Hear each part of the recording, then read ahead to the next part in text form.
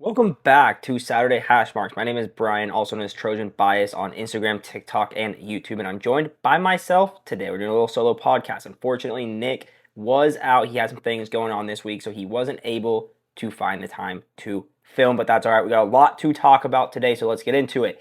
First and foremost, Florida has relieved Billy Napier of his duties as head coach of the Florida Gators after beating Mississippi State 23-21. And I know I'm not the only one that's thinking that is a weird timing. Now, here's why that's a weird timing. Florida, this was no secret, all right? Florida has not been good. They have not been meeting expectations year over year with Billy Napier. But Florida came off a win. So when you fire a head coach, you're doing it for one of two reasons. One, you know that the season is over. You know you have nothing left to play for. You're throwing in the towel, saying the rest of the season, there's nothing to play for anymore, but we want a few extra weeks to get the head coach that we want starting next year. The other option is you fire the head coach. You say, this is a talented roster. This roster can definitely make a run if the correct coaching decisions are being made. And right now with our head coach, the correct coaching decisions are not being made.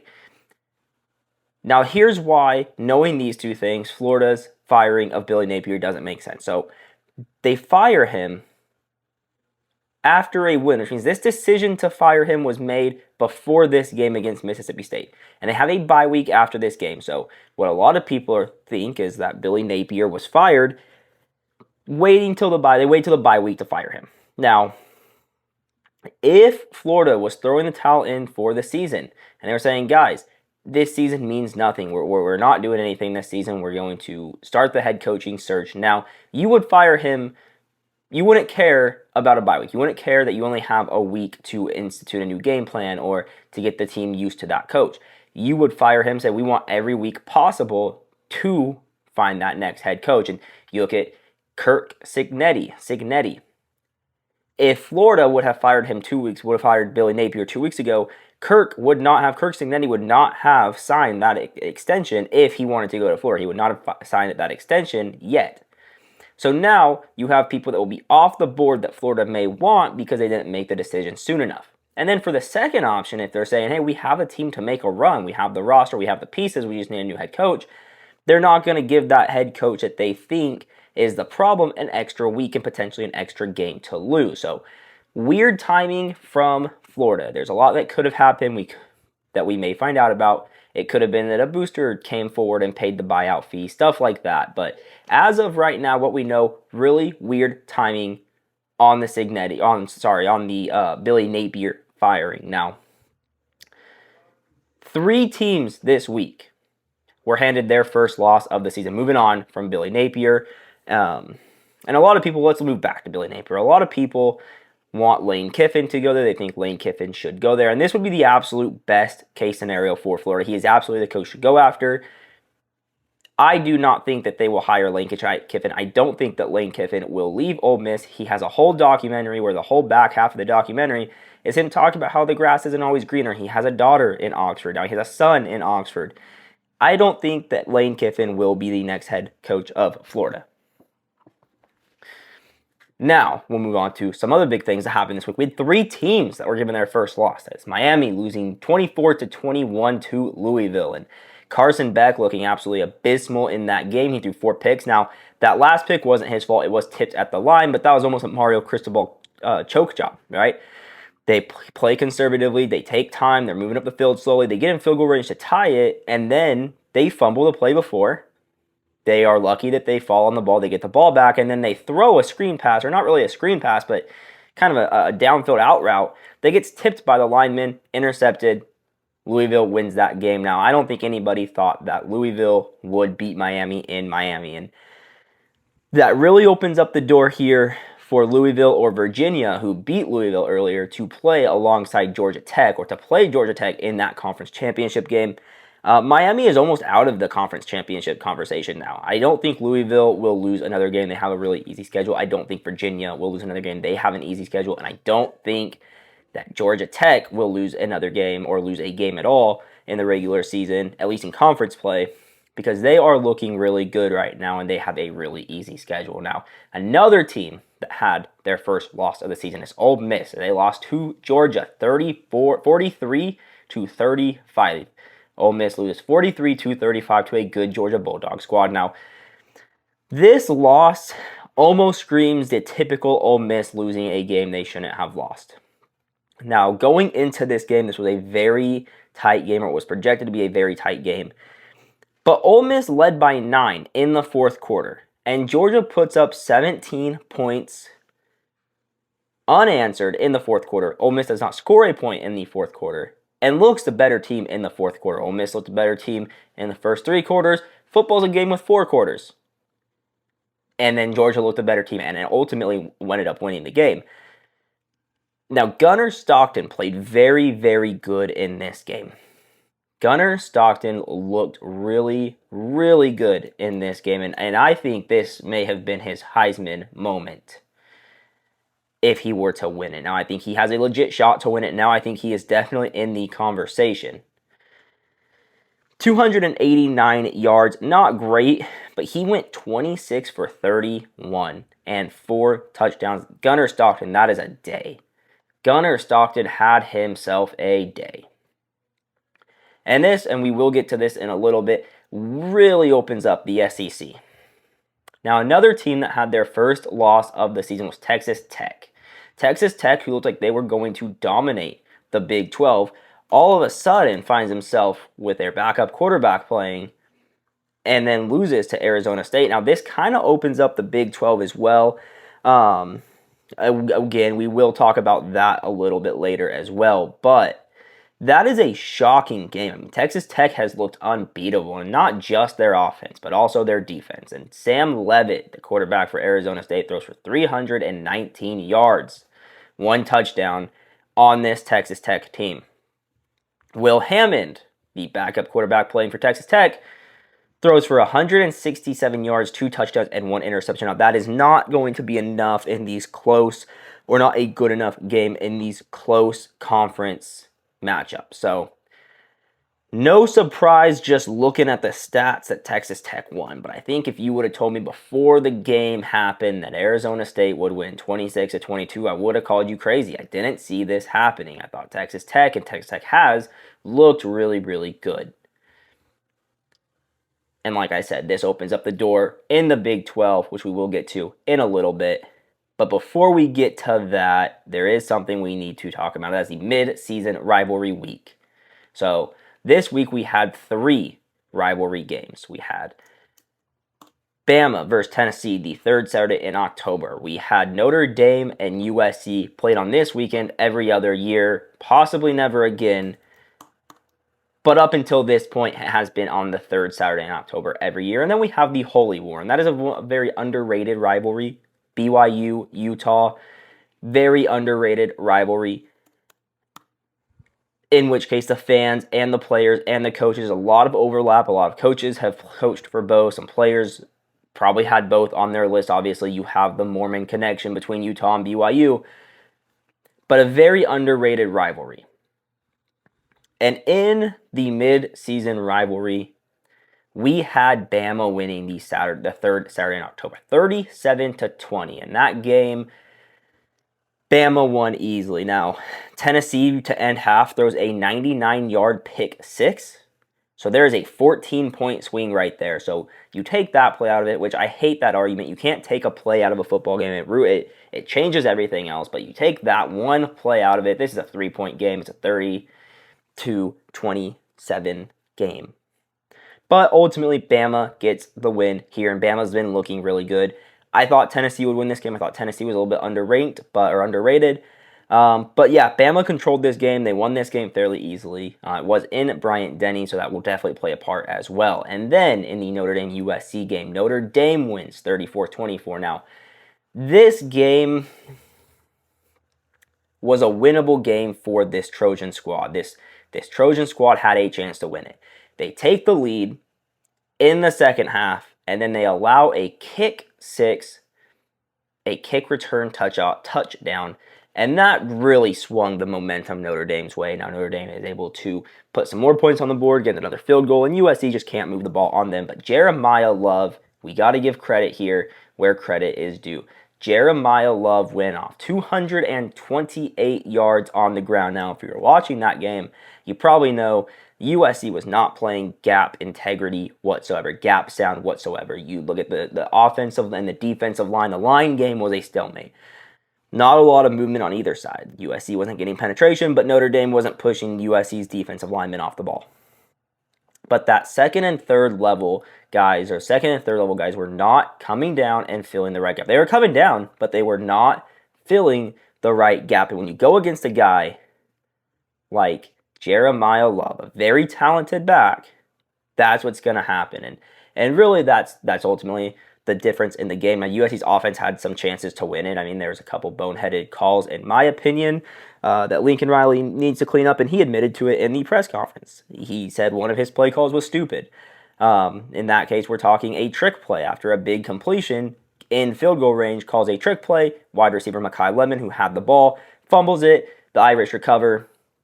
There were a few others as well. You had a 4th and inches where Lincoln Riley had Jaden Malva get under center, and then he threw about a 5-10 yard out to the tight end that was covered. Notre Dame saw it all the way. But yeah, there's a lot I could say about this game, so we're going to cut it off there.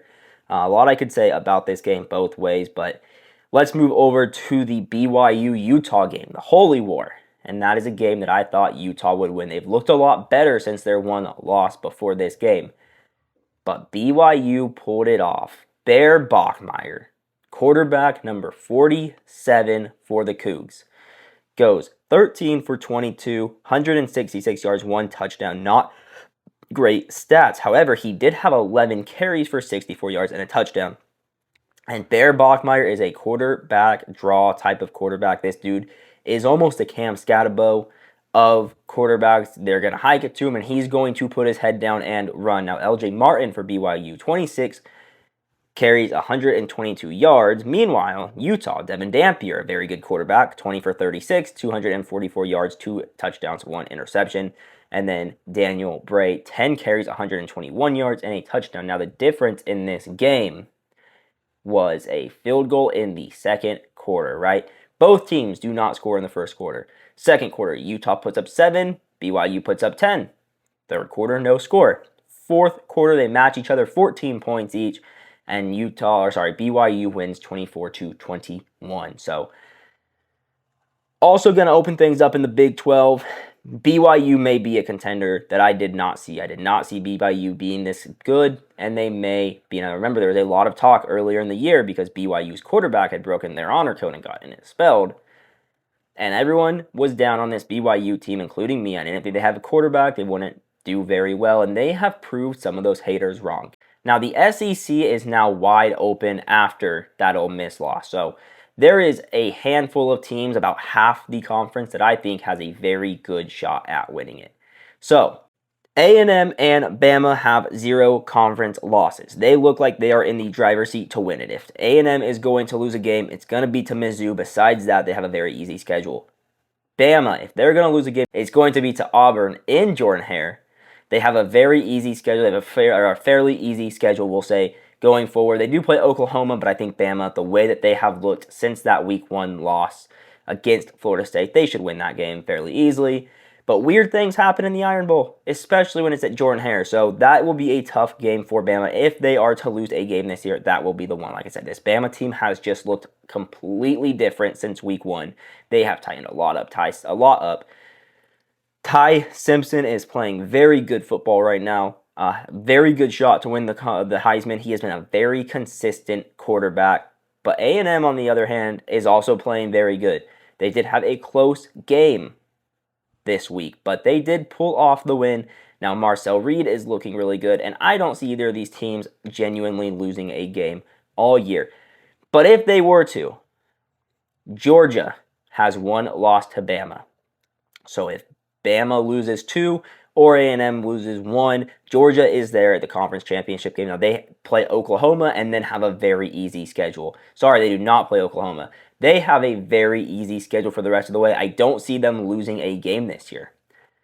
Then you have Ole Miss. Obviously, going into this week, a lot of people thought they would be in the conference championship game. They have one loss to Georgia this week. They play Oklahoma and then have a very easy schedule. I think they beat Oklahoma, and I think that they win out. Now, they would need A&M and Georgia or A&M and Bama to lose games, and they would need Georgia actually to have 2 losses. So they could make it. Ole Miss could. It is possible, but a lot needs to go their way. Then you have Texas. They have only 1 conference loss as well, and we've all realized how bad this Texas team is, but they're in the hunt. They only have 1 loss. However, this Texas team has not looked good. This Texas team will probably have 3 losses in conference play on the year. The good teams they've played, they've lost to, and that's giving Florida too much credit calling them a good team. Then you have a couple of underdogs here. You got Mizzou and Vandy, both of them 1 loss on the year, or 1 conference loss on the year. You have Bama, or Mizzou, that lost to Bama by 3 points. Vandy that lost to Bama by significantly more than 3 points, but looked good. It was a battle. Bama put up some garbage time touchdowns. Now, these 2 teams will meet up, and we will see who the better of them are. But both of them need A&M to lose a game or Bama to lose 2 games and then to beat Georgia and Ole Miss on tiebreakers. Both are possible. They do both need to win out. But Mizzou plays Vanderbilt, A&M, Oklahoma. I don't see them winning all 3 of those games. Vandy, meanwhile, plays Mizzou and Tennessee, and I don't see them winning both of those games. So while it is possible for the Tigers and for the Commodores to make it to the conference championship game, I just don't see it. I don't see it at all. I don't think those will be the 2 teams. And then you have Oklahoma, who has 1 loss on the year, and that is to Texas. Now, John Napier did not look healthy for that game. He was missing throws left and right, and it was his first game back after injury. I don't think Napier was all the way back. I don't think they should have played him. But they do now have that 1 conference loss, and that is going to hurt them because they are going into possibly the toughest 4-game stretch I've ever seen, and that is Ole Miss. They host this week. They have at Tennessee, at Alabama, versus Mizzou, and then they end the season with LSU, who is ranked but overrated and shouldn't be ranked. And I don't see, even with 100% healthy John Napier, them winning all 4 of those tough games. I think they maybe win 1, maybe, but there's a world where they realistically lose 4 of those games. So I don't think it'll be Oklahoma. They just have too hard of a schedule, and there's a lot to be said about the uneven scheduling in today's times, but it is what it is, and that's what we're going off of. Now, we have the Big 12. Now, that is who I think, or who should be a contender in the SEC. So you have A&M, Bama, Georgia, Ole Miss, Texas, Mizzou, Vanderbilt, and Oklahoma. 8 teams that could make it, 7 that legit have a shot. Take Texas out of that equation. And then 6 with OU, taking them out of the equation with their brutal schedule. Besides that, you got 6 good teams that I wouldn't be shocked to see in the conference championship come the SEC conference championship. Now in the Big 12, BYU's win and Texas Tech's loss really open it up as well. Right now, you have BYU with 0 losses. They do have to play Texas Tech, and they do have to play Cincinnati, who we will get to in a second. And I don't see them winning against Texas Tech. I think they'll beat Cincy, but I don't see them winning against Texas Tech with a healthy starting quarterback. Then you go to Cincinnati, 0 losses as well, but they have to play Utah and BYU, and I don't see them winning either of those games, if I'm being honest. I think BYU and Utah are both better teams than Cincinnati. They haven't had a tough game yet. I think Cincy will drop. They will have 2 losses. But then you go to ASU, has 1 conference loss to Utah, but they beat Texas Tech, and they have a very easy schedule for the rest of the way. They should win out. They should absolutely win out. Then Texas Tech, who has a 1 loss to ASU. Now, they would now need BYU and Cincy to both lose games so that they would have the same number of losses as them and have a chance in tiebreakers. But they have to play BYU. Now, that is a good thing for Texas Tech. I mean, you're looking at it going, hey, we lost with our backup quarterback playing. We now have a shot to beat BYU, give them a loss and move them down, and really just need Cincinnati to lose. I think Texas Tech will do it. As a matter of fact, I think they'll beat BYU. I think they'll win out. I think they'll be in the conference championship game in the Big 12 and in the college football playoff. This Texas Tech team, with their healthy starting quarterback, has looked really, really, really good. And then Houston, who has a loss to Texas Tech. Now, they really only have to play ASU, but this Houston team, they are not at that level to compete yet. But besides Houston, you have BYU, Cincinnati, ASU, and Texas Tech, 4 teams that I wouldn't be shocked if they make it to the conference championship game. And that is enough of this past week. Before we move on, though, I do want to know what you guys think of this schedule of this last week. So let me know in the comments if you're watching this on YouTube, or shoot me an email. It's in the description. Tell me of what you make of this last week of college football. Want to hear from you. I want to hear your takes, and if it's good, I'll put it on the show. Now, not a whole lot to talk about for this next week going in right now. We have a couple of notable matchups here, but a lot of the notable matchups were this week, and a lot of teams are on kind of easier weeks here. But there's a handful that we can talk about. First one, UCLA and Indiana. Now, this actually could be a very good game. UCLA, since firing their head coach and having Tim Skipper, and then since getting rid of their offensive coordinator, especially having Jerry Neuheisel as the offensive coordinator, has looked really good. This UCLA team has some good wins on the year. Now, they started off terrible, right? They started off on a 4-game losing streak, getting smacked by Utah, UNLV, New Mexico, and losing to Northwestern. Then, Neuheisel comes in, and they beat Penn State, they beat Michigan State, and they beat Maryland. They're on a 3-game win streak. Now, they do play Indiana this week, and this should be a good matchup. Indiana has looked really good this year. Fernando Mendoza, when given a chance to just let loose and let it rip, has looked like a Heisman-winning quarterback. Their defense is really good. This Indiana team is legit. So for my pick here, we're going picks on these. I am taking Indy. I think that the magic ends here for UCLA. They've had 3 weeks now with a new head coach and a new offensive coordinator. I think the magic ends here. You're getting game film on them. Now teams know how to stop it, what's going to happen, what kind of plays they like to call, and Indiana just looks really good. If they can beat Oregon, they sure can beat UCLA. Then we have Ole Miss, Oklahoma. Now this is a big one for that SEC. Now, Ole Miss is coming off of a loss, obviously. Oklahoma has a good quarterback. Napier should be healthy. But I think this Ole Miss team is different this year. I really do. I mean, their loss to Georgia was still a close loss. If they can finish games, they will win. And I think this is a game, not only can they finish, but they can get the lead early and jump off to a hot start. I like Trinidad Chambliss. I think that this Ole Miss team will win. This is more of a gut reaction, a gut instinct, an eyeball test. But I like this Ole Miss team in this situation. And then we move on to another big SEC, and this is Mizzou and Vanderbilt. Now, this is 2 good quarterbacks. You got Pribula for Mizzou, and you have Pavia for Vanderbilt. 2 really good quarterbacks, and I think that this game will come down to quarterback play. Now, Ahmed Hardy, who started the year really good, has not looked so great against some of these other good schools. He hasn't rushed for 100. He didn't rush for 100 yards this last week. He rushed for 50-something yards last week. So I think going into this game, it's going to come down to quarterback play. I don't think that Ahmed Hardy will be able to take over against Vandy and completely dominate like he is used to doing. When it comes down to quarterbacks, Bo Pribula has looked good, but Pavia has looked better. I like Drew Pavia in this situation. I like Vanderbilt in this situation. I think the Vanderbilt magic will continue, unlike over in UCLA. Now, Illinois and Washington, that should be a good game. Illinois has looked good, but has had a couple of down games, and same with Washington. Washington is 5-2 on the season, unranked, and hasn't been given the credit that they deserve. They haven't been ranked to what they should be. But Illinois is really good. I mean, Illinois beat USC.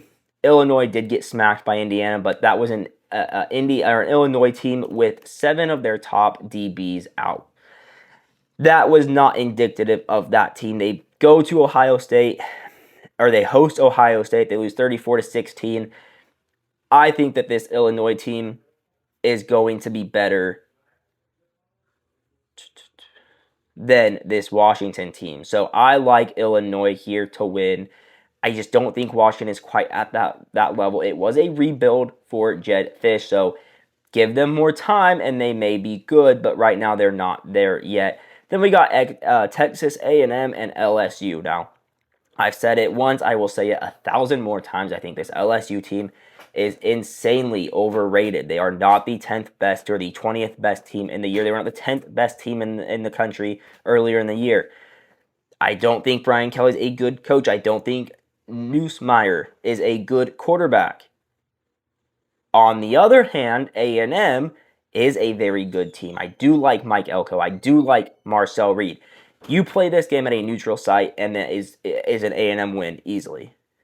But we're going into Death Valley here at night. That stadium will be popping. I think the question is, can A&M and can Marcel Reed play in that environment? And I think they can. I think that this A&M team is just that much better than this LSU team. I'm taking A&M here. Not looking back, I'm taking A&M. And then we have kind of a fun rivalry matchup. And by fun rivalry matchup, I mean players are fighting in the tunnels fun. That kind of fun. And that is Michigan and Michigan State. Now, this is an easy one. Give me Michigan here. Give me Michigan here. I'm not even going to explain why, but if you need an explanation, Justice Haynes. Justice Haynes is very good.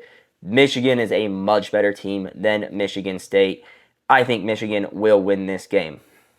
But again, I want to know what you think. If you're watching this on YouTube, drop your picks in the comments. If you're listening to this on your favorite podcast platform, then shoot me an email, trojanbias@gmail.com. I want your picks.